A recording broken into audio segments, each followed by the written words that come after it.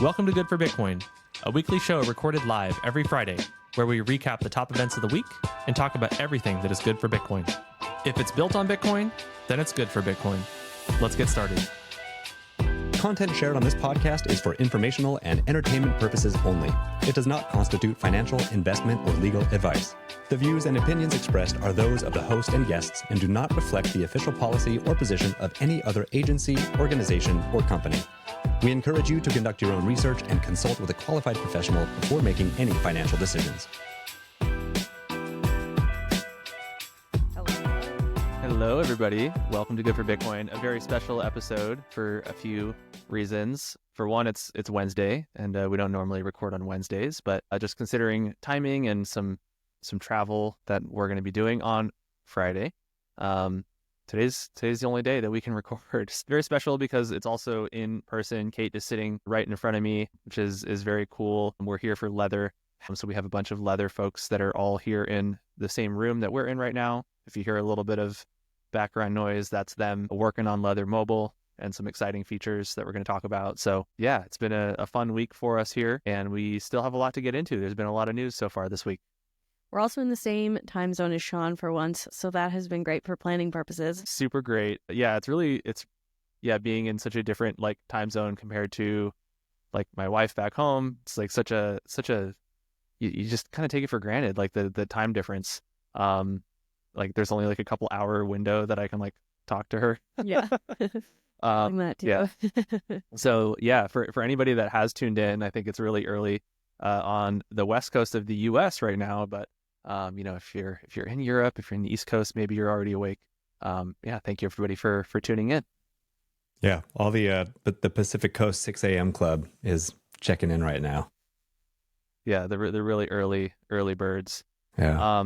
Well, let's talk about yesterday's show. It was just yesterday, which is funny. Leather Lounge. We also had a very special Leather Lounge yesterday featuring a bunch of team from Leather. And we had Mark and Warner and Will and Kyron on, and the three of us were all just chatting about just some of the fun things to look forward to with Leather. That was a lot of fun.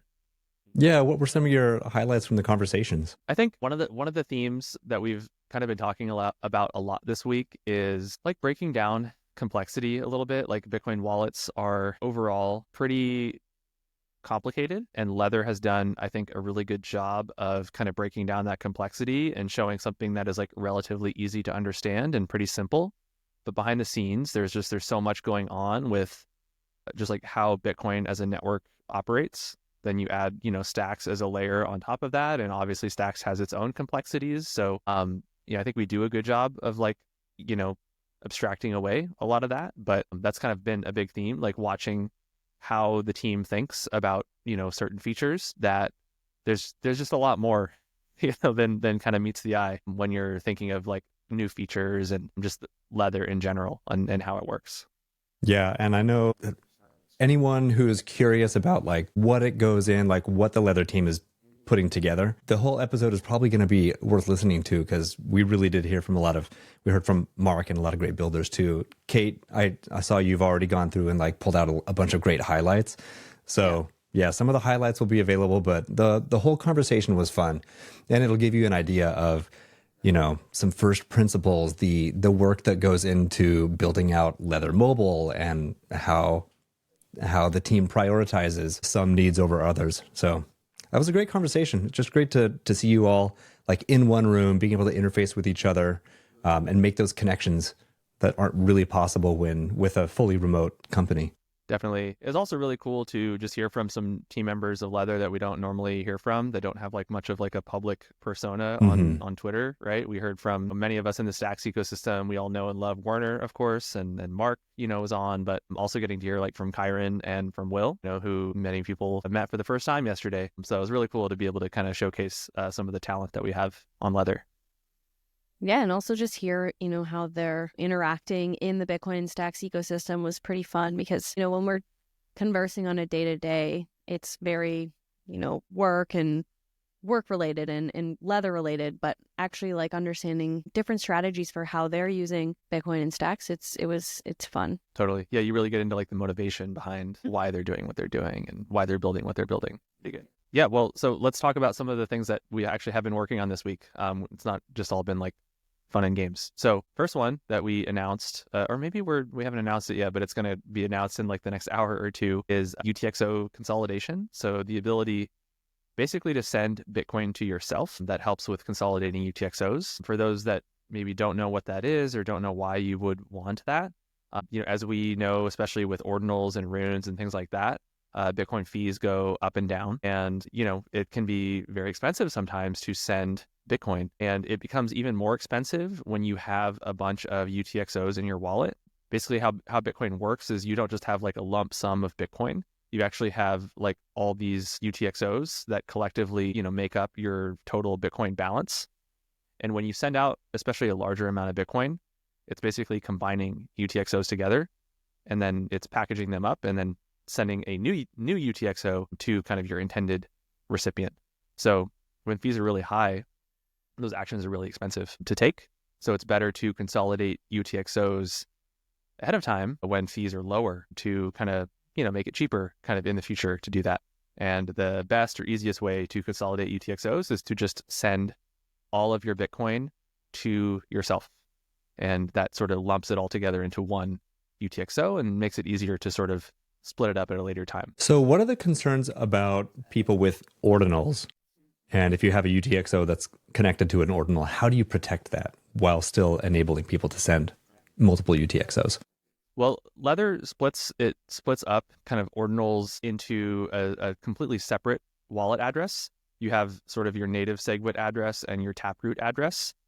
So all like fees and like standard like Bitcoin payments and stuff like that is all sort of just handled from your native SegWit address. And meanwhile, on your kind of Taproot address, that's just kind of where your ordinals live. So ordinals are technically supported in native SegWit, and we do have protections in place to kind of freeze them to, make sure that they don't get accidentally spent or anything like that. There are some other wallets out there that don't have kind of this dual account mechanism.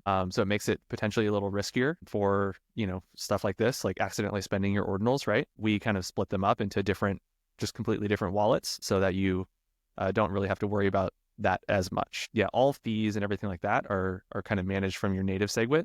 So they're just separated from your ordinals and your runes. And then you guys also are setting up notifications as well? Yeah, that's kind of been the main topic that the team's been working on this week. Pretty cool. It's also really cool that we've been sort of working on it for both web and mobile simultaneously. It was kind of like news to me. You would think like, oh, it's just like one feature that can kind of be rolled out to both. But the way that notifications work on mobile are very different than how notifications work on like Chrome. It's kind of, when you look at like how it's sort of architected, there's like a server, that is like looking for like new transactions and incoming transactions and outgoing transactions. And then kind of the mobile, code and the web code are both looking at this one server. So there's all these different components basically that are all kind of have to connect together. So, the team here is, some of them are specialized a little bit more in mobile. Some of them are specialized a little bit more in the extension. So it's really cool that they're all kind of able to work together here in person to, figure out the best solution that kind of works with both and is a little bit more scalable as we continue to grow Ledger, basically. Yeah, this is going to be a clutch one to have. It seems so simple, but just having this reassurance that, the transaction that you intended to send actually went through, and then the nice little surprise if you get one that you've received funds. Simple, small, but I think it'll be extremely useful and appreciated. Yeah, I was thinking about like, for those that have used like a Venmo before, right? You get like that little notification, like that cash register, like sound that comes through on your phone. Like that's always like a good feeling. So trying to kind of capture that like feeling in, notifications in Ledger is something that I was like thinking about personally. But yeah, I mean, we all see uses for this, right? It's great to know that like if I'm sending something out, maybe I'm trying to feed my pizza pet and I want to make sure that, it got fed, to have a notification that the transaction got confirmed after I've sent it out. It's going to just be really nice and kind of have that like peace of mind that, it's confirmed on the blockchain and it's good to go. Yeah. Or like maybe you sold an NFT or an ordinal. Yeah. Any of those notifications are going to be helpful. Yeah, that's actually a really great point, because like if you list something on like Gamma or Magic Eden or something and somebody buys it, you don't really know when that action took place. So yeah, that's a really good point. Like to know like, hey, your ordinal just got sold, right? And to have that confirmation. Yeah, that's a great point. Cool. Anything else on the greater like trust machines side?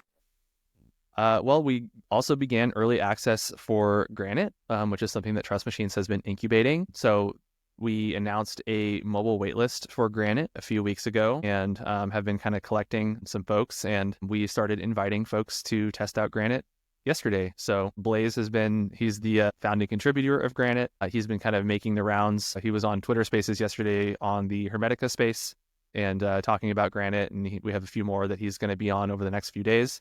But really exciting stuff. Granite is basically a lending protocol that doesn't have rehypothecation. We have had Blaze on Leather Lounge a few weeks ago talking about Granite as well, which is really good. Blaze, such a good speaker. He really knows his stuff. So really exciting that we're launching a new product and definitely more to come.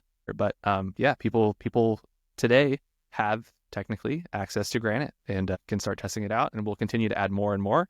One of the things that Blaze shared on the space yesterday, I was listening, was, we're not like just only bringing whales on too. Like if you have just experience in DeFi, we're prioritizing those types of people like that kind of know some of the quirks and the ins and outs of how kind of DeFi works. But you don't need to be a big whale in order to, have DeFi experience, right? So that's kind of who we're currently targeting to kind of bring on in these first few stages.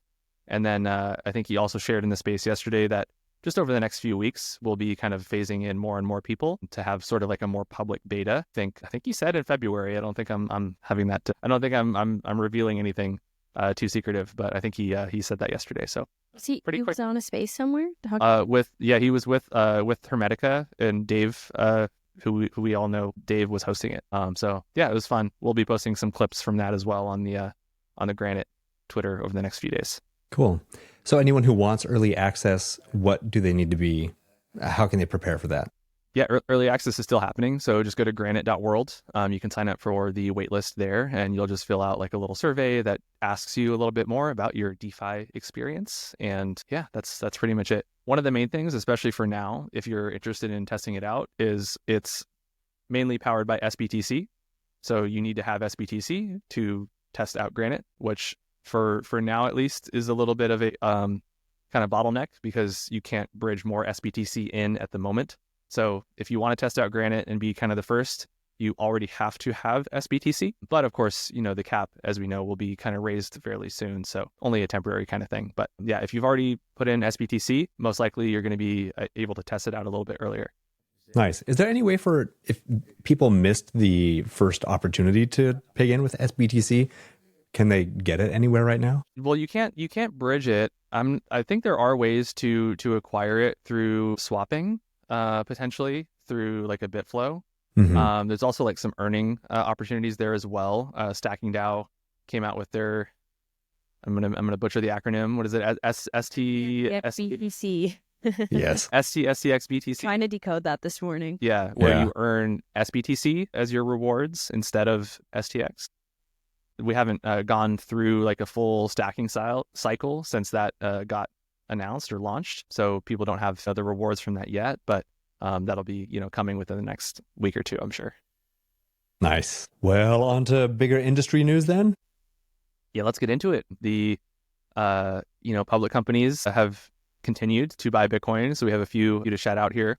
MicroStrategy, of course, has acquired more Bitcoin. It seems like they're doing it every single week, but we'll continue to shout them out because the numbers are just continue to be insane. They acquired 10,107 BTC for $1.1 billion. And it seems like they're just like doing that every week. I don't know where they're getting the money, honestly, to do it.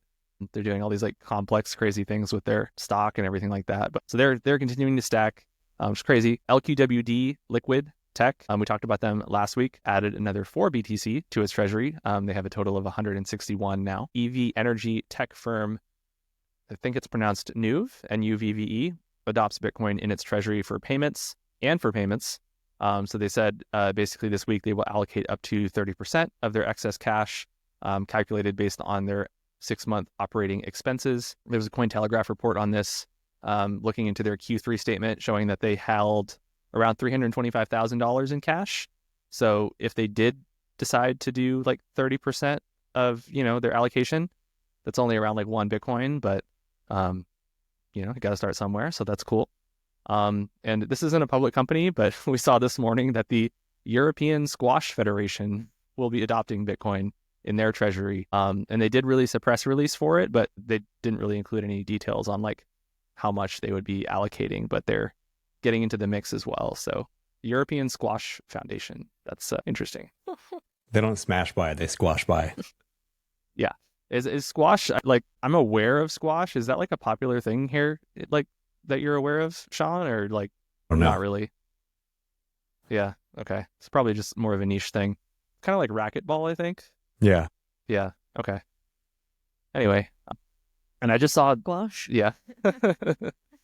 I just saw like within the past hour, Trump Media has announced that they are expanding into financial services. Trump Media and Technology Group Corp, who operates the social media platform Truth Social and the video streaming platform Truth Plus, is announcing today that the company's board of directors has approved a financial services and financial technology strategy, which will include the launch of the financial services and fintech brand Truth.fi. So this is, I guess, separate from the World Liberty Financial thing that he is also kind of part of, but they kind of went on to say that, they're going to be diversifying their cash and cash equivalent resources of over 700 million. And they have approved an investment of up to 250 million to kind of be put into, I think it's both Bitcoin and the crypto, but $250 million worth to be custodied by Charles Schwab, which is also interesting, because, as we've talked about with like SAB 121, now being repealed by SAB 122, kind of these legacy firms like Charles Schwab are able to more easily kind of get in the mix and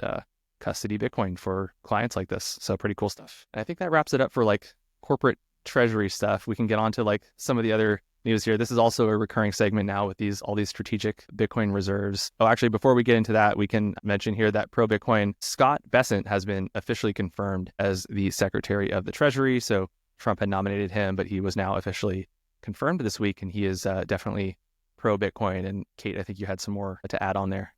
Yeah, just kind of reading over what he stands for. It's very free market, reduce regulatory burdens. And so this, I think, is very in line with like Bitcoiners' ethos. So I think this is a big win for Bitcoin financial services. And he's also going to be on part of like the crypto task force. I'm not sure what it's called, but basically this group that's like really going to like push for regulatory clarity and some solid crypto policies. So is that the one that was like from Hester Peirce, or the one that was from like Senator Lummis? It's like there's multiple crypto task forces in the government right now, which I guess is a good thing. I don't know. Yeah. I guess can't one of them much, but yeah, the one with David Sachs, I think. Oh, okay. Yeah. No, well, there's at least 3. Okay. Cool. Let's get into some of the SBR news. So Ohio State Representative Steve Demetriou has introduced a strategic Bitcoin reserve legislation. So we got Ohio. Kentucky State Representative TJ Roberts has said that he will file a Bitcoin SBR. We have South Dakota State Representative Logan Manhart saying that he will introduce a bill. And then Arizona has become the first state in the nation to pass out of committee a bill to create a strategic Bitcoin reserve. Says this bill will soon move to a floor vote in the Senate.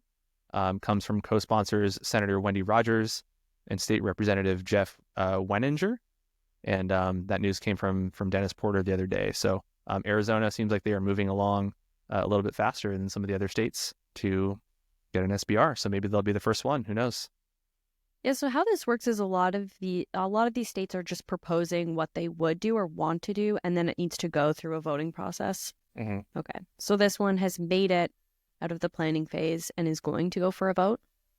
I think that's what it is. Yeah, it's sort of like kind of passed through, right? It's not just like one person proposing like a bill. It's kind of gone through a little bit more, and now it's actually going to the floor for the Senate to vote on it.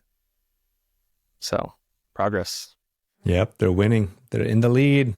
Yeah, I think we're not at like 50% of states yet, but like it feels like we're like getting there. Like, I mean, every week, right? We're talking about multiple states getting on board with this. So there was, I think, a map that Bitcoin Magazine posted the other day of like all the different states that have different, bills proposed for SBRs. And there's a lot of green, or not a lot of green. There's a lot of orange. Yeah, that's green if it. you're colorblind, maybe. I don't know why I said green, but yeah, there's a lot of orange across the US right now. So that's very exciting. So the next steps for Arizona, it has to pass the Senate floor vote, then the House of Representatives. And then after passing both the Senate and the House, the bill has to go to the governor for approval or veto. And then if it's signed into law, that would officially establish Arizona's strategic Bitcoin reserve. Big stuff. Yeah, we'll continue to monitor that. This one was pretty cool. We've talked a lot about, ETFs on the show, and NASDAQ is basically proposing in-kind BTC redemptions for BlackRock's iShares Bitcoin ETF. So they're sort of collaborating with BlackRock on this. So I'll just read a few bullet points here. So this option, for one, it's only going to be available for institutional participants, not for retail investors. Basically, what it'll do is allow you to redeem Bitcoin in kind. So when you buy Bitcoin, or anybody, right? When you buy Bitcoin in an ETF, the ETF, owner, operator, whatever, like a BlackRock, is buying Bitcoin on your behalf, and they're custodying Bitcoin in an ETF wrapper. So it's real Bitcoin, even though you're holding an ETF that's not like real on-chain Bitcoin in your own wallet, right?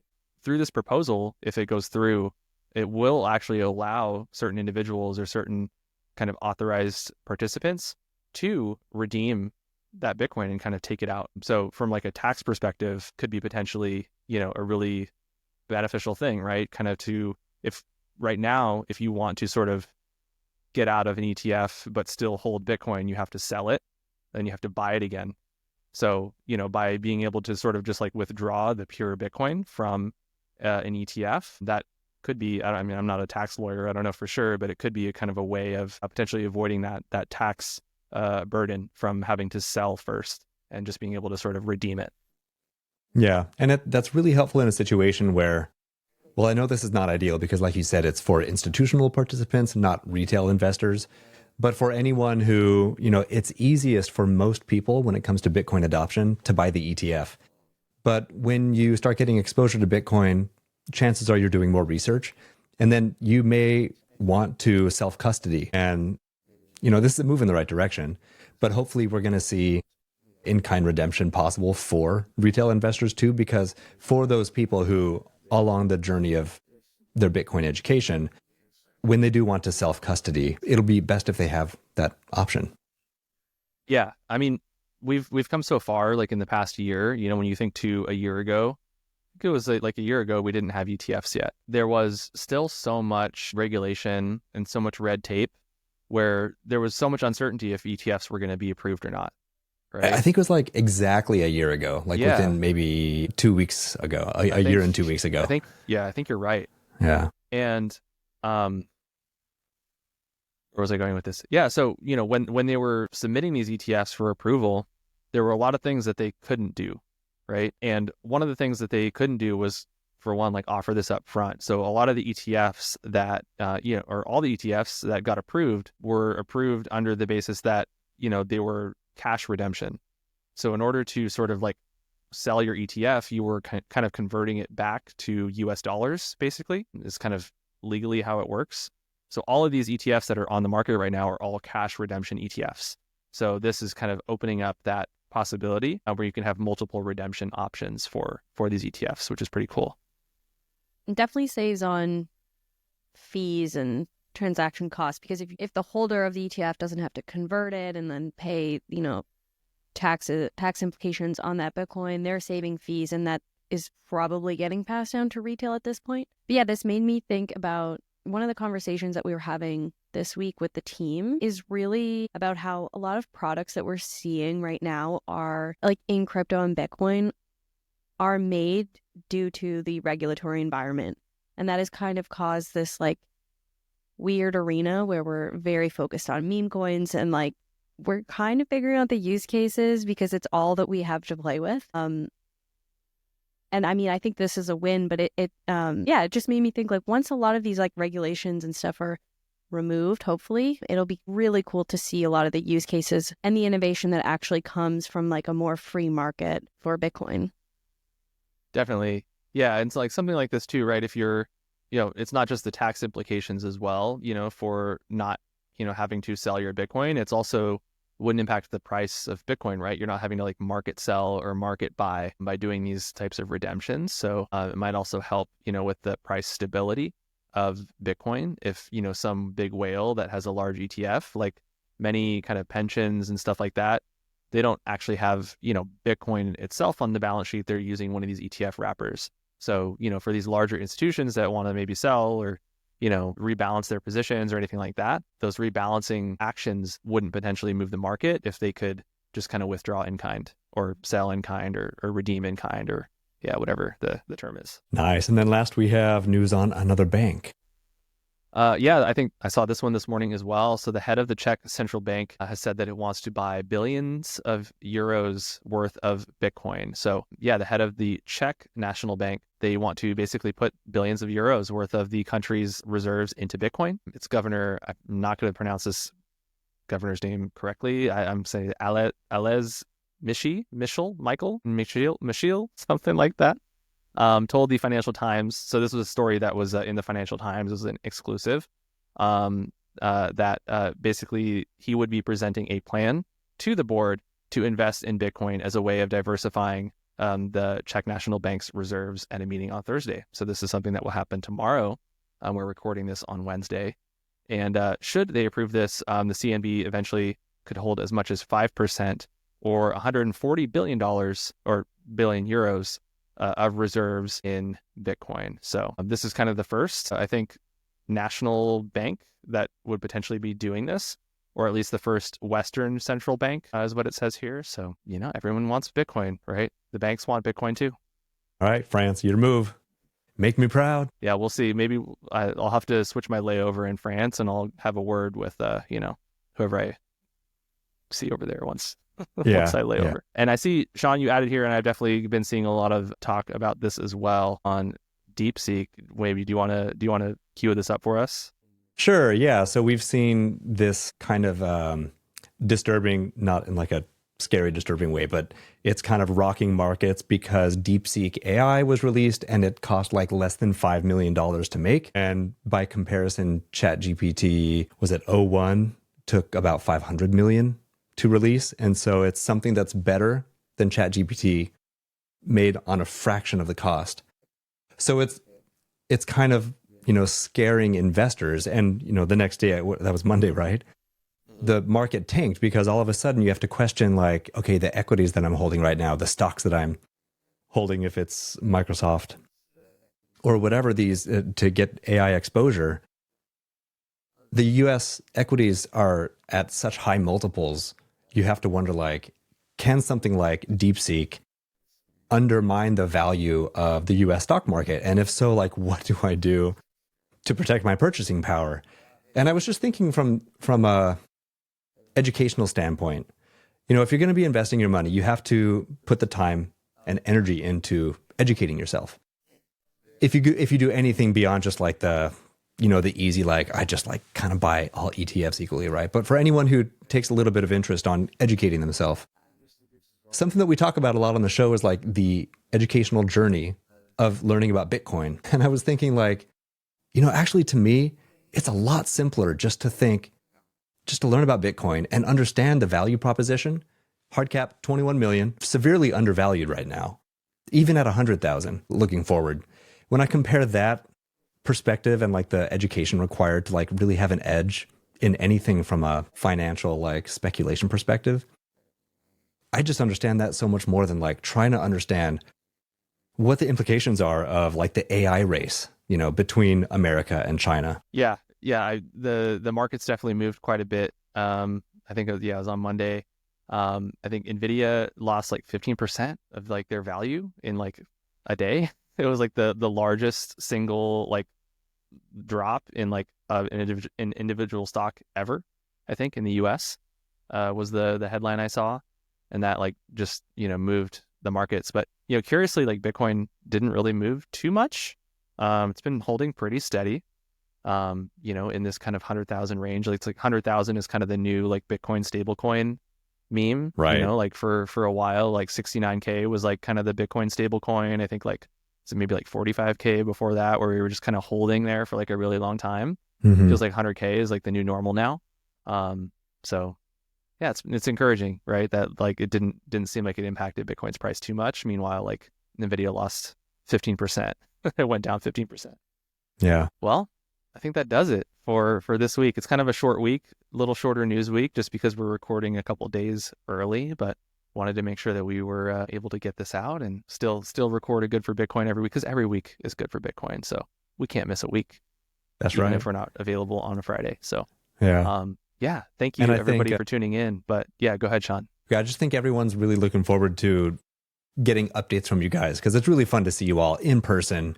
So yeah, keep on sharing out any updates, and glad you guys are all having a good time partying together as a little bit of that, but mostly just gelling, connecting, and working through problems, because I know there's a lot of people who are passionate about, what Leather is building and the contributions that are being made to the space. So I look forward to seeing the updates for the rest of the week.